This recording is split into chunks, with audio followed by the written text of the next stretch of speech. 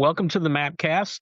I'm Alan Bailey, your host today, and this is Aleksandar Svetski with Satlantis IO. How would you describe it? We're an events app. So when you probably first got my details, we were trying to build more of a social network for travelers and people that were location independent. And what we've recently done is we've evolved a little bit, and we're effectively a really streamlined events app. So if you want to run an event, you can spin it up in 60 seconds and you can get paid in Bitcoin and credit card, basically. So you get event management, attendee management, ticketing, all of that sort of stuff. So it's kind of like somewhere between Eventbrite and Meetup.com, because there's community features that Eventbrite doesn't have, and there's really fast ticketing features that something like Meetup.com doesn't have. Fascinating. I love to hear about that. What made you come up with this idea? I mean, I'm sick and tired of the online world. I think the people are increasingly disconnected online, despite the promise of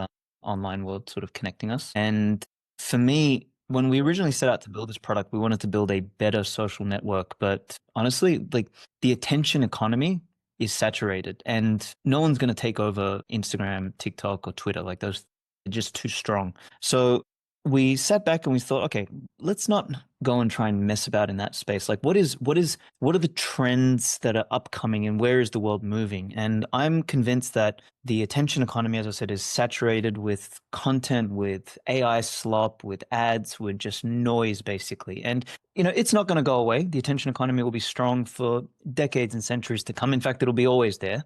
But for me now, with all of this stuff that's happening online, and online just kind of, in my opinion, dying, what is the new frontier? And I'm calling it the experience economy. And you're already seeing, like, travel is blowing up, events are blowing up, experiences are blowing up. Like, people are trying to do things in person again. And it all sort of revolves around communities, right? People want to build communities, they want to connect, they want to curate experiences. And you're seeing, like, more meetups, more events, more retreats, more conferences, more gatherings than ever before. I think 2025 has almost had double what 2019 had pre-COVID. So, it's a mixture of this whiplash from being stuck inside for a number of years, but also I think as AI kind of drowns out the internet and automates a bunch of things, and people will start to be like, shit, what do I do next? Well, I want to hang out with people. So I really think events is going to be huge, especially like if you can fuse the concept of events and community right together. And that's basically what we're building. It's a community-centric events app that anyone anywhere in the world can spin up an event. And an event is anything, like, could be a dinner, could be a conference, could be a meetup, could be a webinar, could be anything, right? And the idea is that you build community and run events, and you can monetize them, you can do them for free, whatever. Fascinating. I really love to hear about that. That is awesome. Sounds like you really did a lot of thought about it and took your time planning it. Always, always. I mean, as an entrepreneur, your number one job is to think through what the hell you're doing. Good point. Good point. Well, is there anything that you found was kind of a roadblock or a headache, anything like that, when you were coming up with it and planning it and designing it? I mean, the big roadblock was we originally tried to build a social app, as I said, and no matter how much money we spent on marketing and educating people and stuff like that, people didn't want to post content on our app. Like, they came, they posted the first couple of posts, they got some followers, and then they got bored. They're like, yeah, I'm back to Back to the next thing. exactly back to Instagram, back to Twitter, back to TikTok, right? That's where all the action is. Whereas as an events app, it's a tool. It's not a social network, right? So we're not asking people to come and put their attention to our app. We're solving a problem, which is, hey, Mr. Allen, Mrs. Jane, Mr. Bob, whatever. You want to put an event together? Here you go. Click, click, click. Create an event, add some tickets, and share your event to your socials, whatever. Gather. Like, it solves a problem. It comes from a very different angle than what we were trying to do before. What we're trying to do before was transform the way people did social. And it was ambitious. And who knows, maybe in 10, 20, 30 years, something like that will be viable. But for now, it's way, way, way too big and ambitious a plan. And I should have known better. That's one of the questions I was going to ask later. What would you tell your 30-year-old self to do differently than what you did now? I would suggest to pick one thing and double down. In a professional capacity, that's what I would suggest. In a personal capacity, I would suggest get a wife and have some babies. I fucked around too much. So But yeah, in terms of a professional capacity, I think I somewhat did follow that advice. When I turned 31, 32, I kind of fell into the Bitcoin space and I really like put all my effort, energy, and everything into Bitcoin.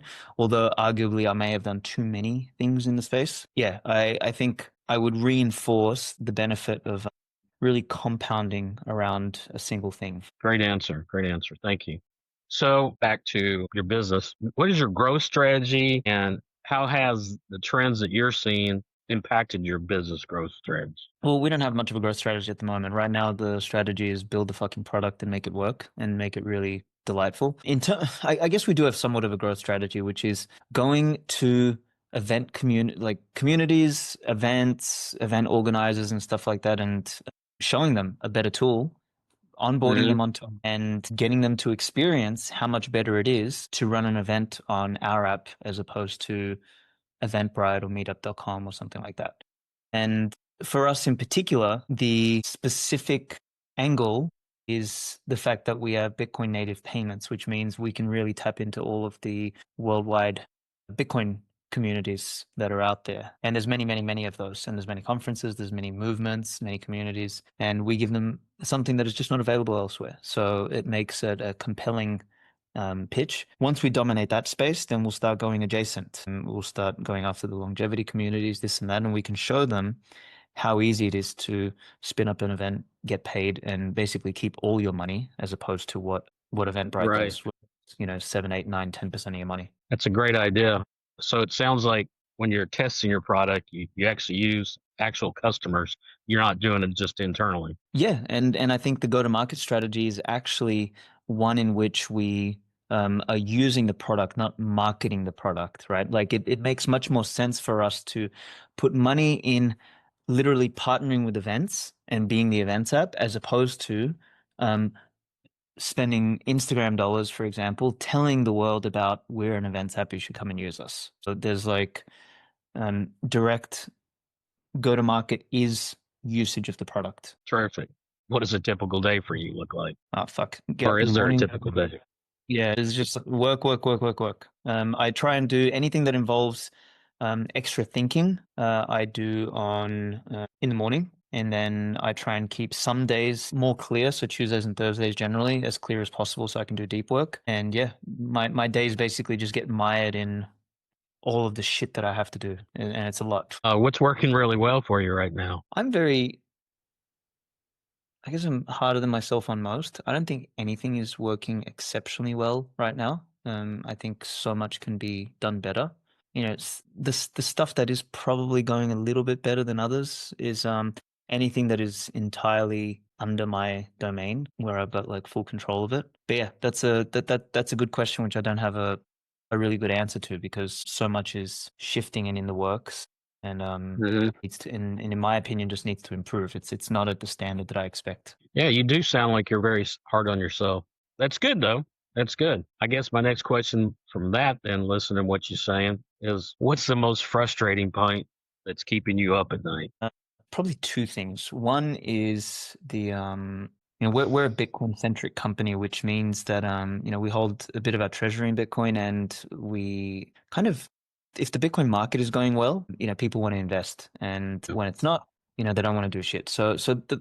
I'm not concerned with Bitcoin medium to long term. That's fine. It's Bitcoin goes up and to the right over the long term, but in the short term, it's driving me mental because we're right in the middle of launching and building this product. So having that pump factor really helps. So that's one thing. And then also on the other side is because we are pivoting the product from an existing product that was much more complex and hard to define to something that is much Hmm. more simple. We simultaneously adding features, but also deprecating stuff. So it's a complicated process to remove things from the app without breaking flows and stuff like that, and to add things. And it's kind of like spinning 10 plates, right? It makes you crazy sometimes because you're like, okay, well, we don't want that. So then we remove it, and then we're like, oh fuck, it was supposed to connect to this piece here, and then we got to like fix that and reroute pathways in the app and everything like that. It gets messy, and I guess the frustration for me is that I didn't wake up to the events angle sooner because if had I done it sooner, then maybe there wouldn't be so much of the pre-existing application to deprecate. So that's annoying. Totally understand that. And I agree with what you're saying 100%. Saying that, if you had a magic wand, would that be what you would do? You would not have included so much into it originally, or what? Yeah, 100%. Yeah. If I had a magic wand and I could go back in time, I would have, slapped the shit out of the earlier me and said, listen, idiot, pick one thing and just do that right. Get the damn events app sorted. And I would have like offered some data and said, look, this is where events is going. You can nail this and forget about all the other crap. If I had a magic wand, that's exactly what I would do. I would go and like really slap the shit out of my earlier self. Gotcha. I think your timing is well placed, though, because like you said, after the COVID lockdowns, everybody wanted to get out and be with people and do things and do events. So I think your timing is well placed. It's okay. Yeah. I should have been a year earlier, basically. In the grand scheme of things, it doesn't matter. But the annoying part is like the original super app approach had a events piece in it, but we just made it a feature, not the central focus of the product, right? So had I started that earlier, we would be in a much stronger situation because we would have had the events app ready by now. So basically I'm playing catch up now, when I should have been really in market at this point. So I would give myself a score of 6 out of 10 for the timing. I think that's harsh, but I think I'd give you a 7 or 8 just because, like I said, everybody was so sick and tired of being in. I think that your timing was just about right. Well, where do you want to be 6 to 12 months from now? I want to be, professionally speaking, I would like people to know us as the events app to monetizing Bitcoin at the very least. And I would like to see us really penetrate the wellness and longevity space where run clubs and wellness clubs and entrepreneurship groups and all that sort of stuff, like, because they're doing stuff on a regular basis. They're building communities, they're running events. I'd really like to focus in on that area as soon as possible. 6 to That's 12 months, fantastic. if we penetrate that, I think we'll be doing really well. And do you have a set plan to do that, or are you just kind of looking Yeah. into it right now? Yeah, 100%. No? We had a plan for Oh, you everything. So we, as I said, step one over the next 6 months is dominate the Bitcoin space. Everyone who's running a Bitcoin meetup, Bitcoin conference, Bitcoin event, Bitcoin thing of any kind, we want to win them over first. And then from there, we want to go into the adjacent communities. So definitely have a very clear plan on that. great. You are really planning it out. That's super.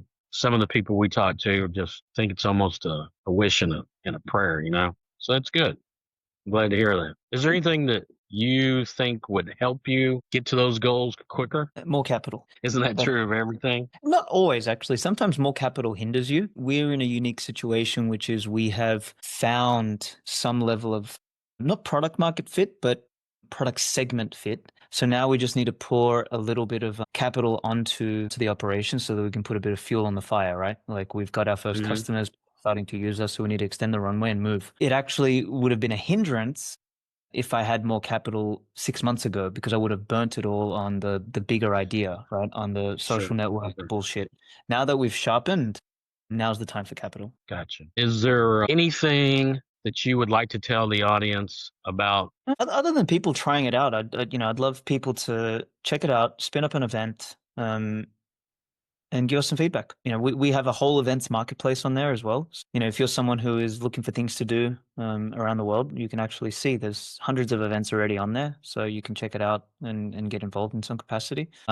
Ultimately, like, I'd love people to go in, try it out. Particularly anyone who's a regular event organizer or a meetup host or anything like that. Give it a try. Let me know. Well, Alexander, I thank you for your time. And unless you have any other that you'd like to throw out there? Yeah, we can wrap it up there. I'm looking forward to seeing this go live and hearing people's feedback. Okay, great. Thanks for joining us on the MAPcast. And I'm Alan Bailey, and I will see you again soon.